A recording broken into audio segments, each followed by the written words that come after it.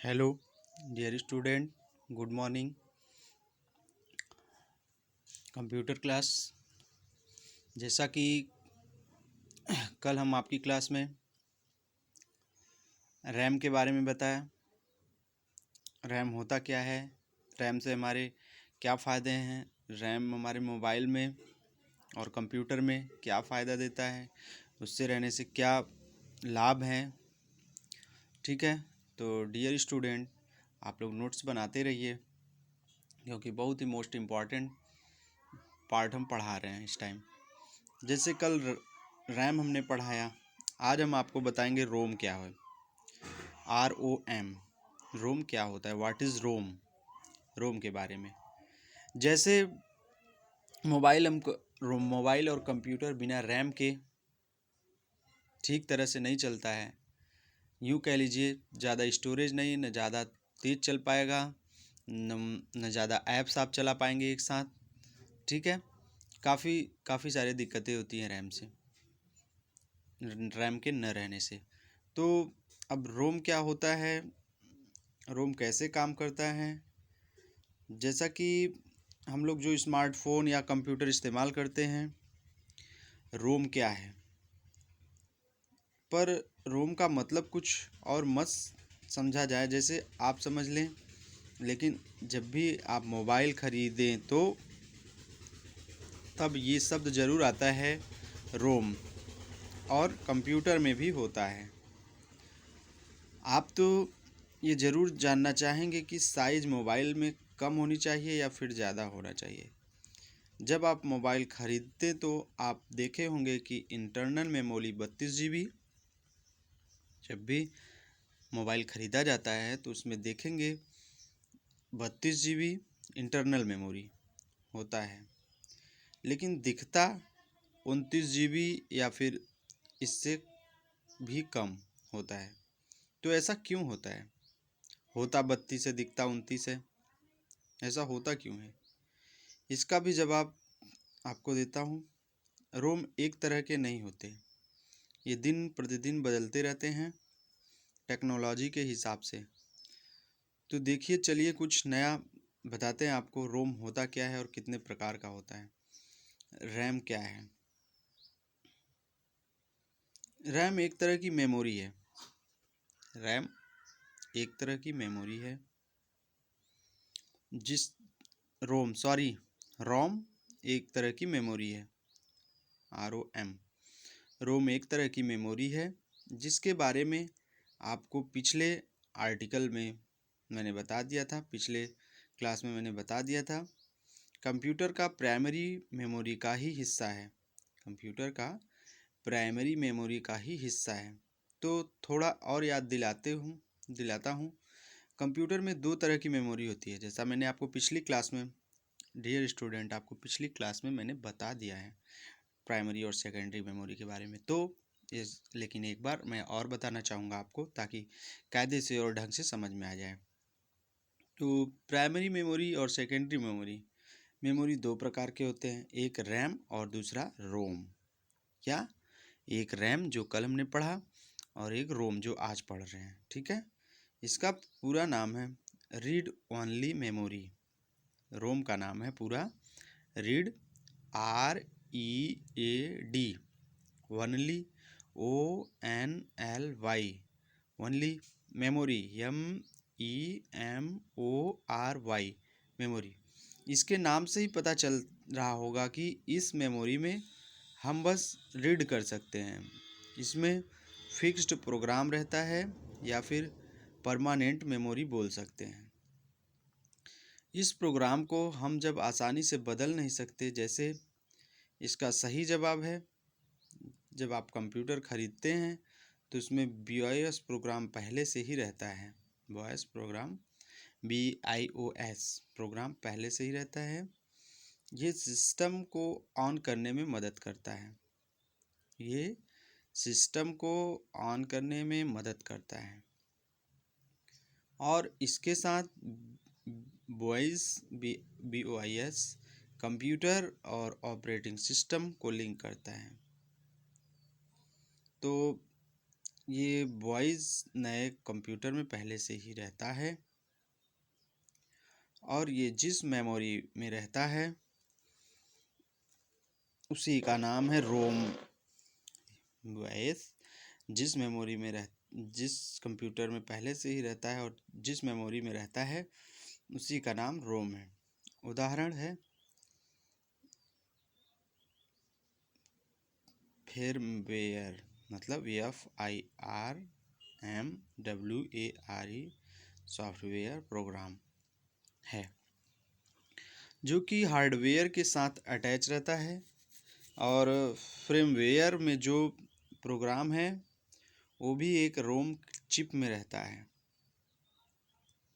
इस मेमोरी को non volatile memory भी बोला जाता है। जैसे कल वोलाटाइल मेमोरी पढ़े रैम के लिए, आज रोम के लिए नॉन वोलाटाइल मेमोरी। ठीक है, इस मेमोरी को तभी बनाया जाता है जब कंप्यूटर बनते हैं। रोम को बस कंप्यूटर या मोबाइल में इस्तेमाल नहीं होते, हम कुछ और इलेक्ट्रॉनिक डिवाइस में भी इस्तेमाल कर सकते हैं, जैसे washing machine, microwave oven, TV, AC, lift वगैरह।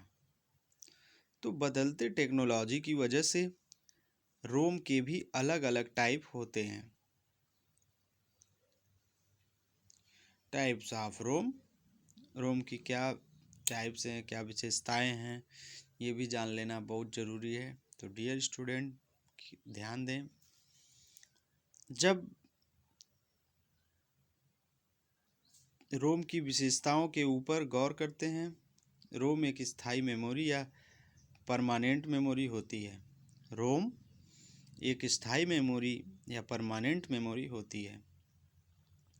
इसमें कंप्यूटर की सभी बेसिक फंक्शनैलिटी के निर्देश को स्टोर किया जाता है। रोम केवल रीडेबल होती है, मतलब कि इसमें स्थित इंफॉर्मेशन को केवल रीड किया जा सकता है। कीमत की बात करें तब रोम रैम की तुलना में सस्ती होती है। रोम रैम की तुलना में सस्ती होती है। रोम बहुत ही कम ऊर्जा का इस्तेमाल करते हैं।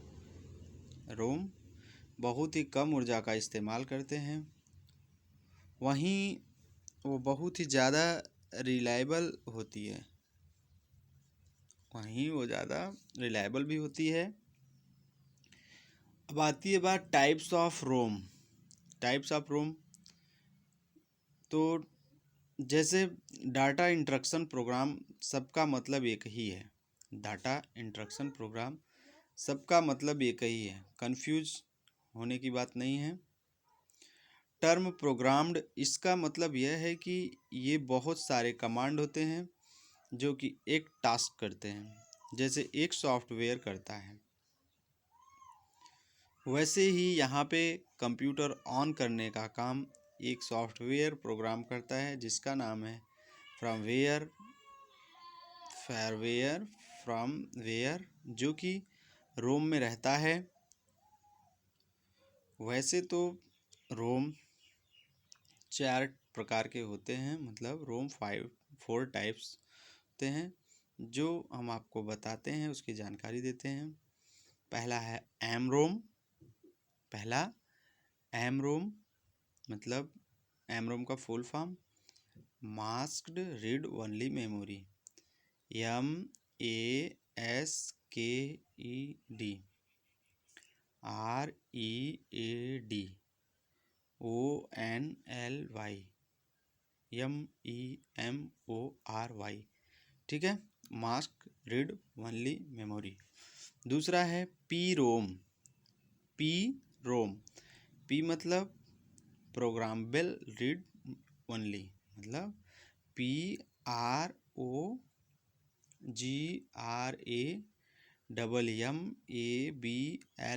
Programmable read READ read only ONLY।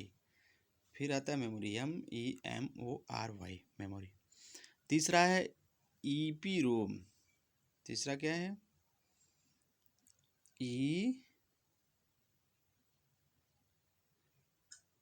तीसरा ईपी रोम मतलब erasable and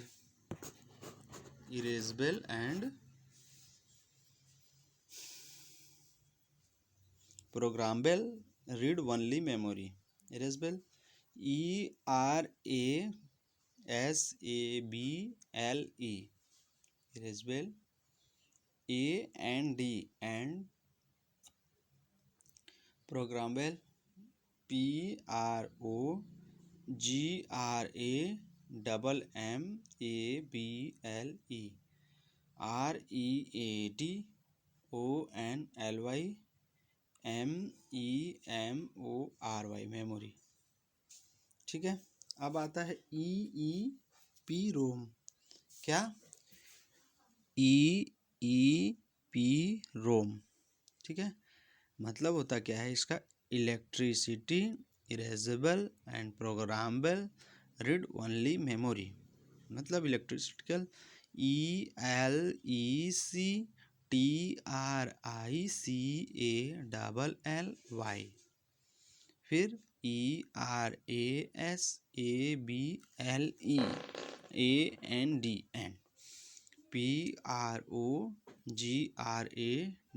AND PROGRAMMABLE programmable read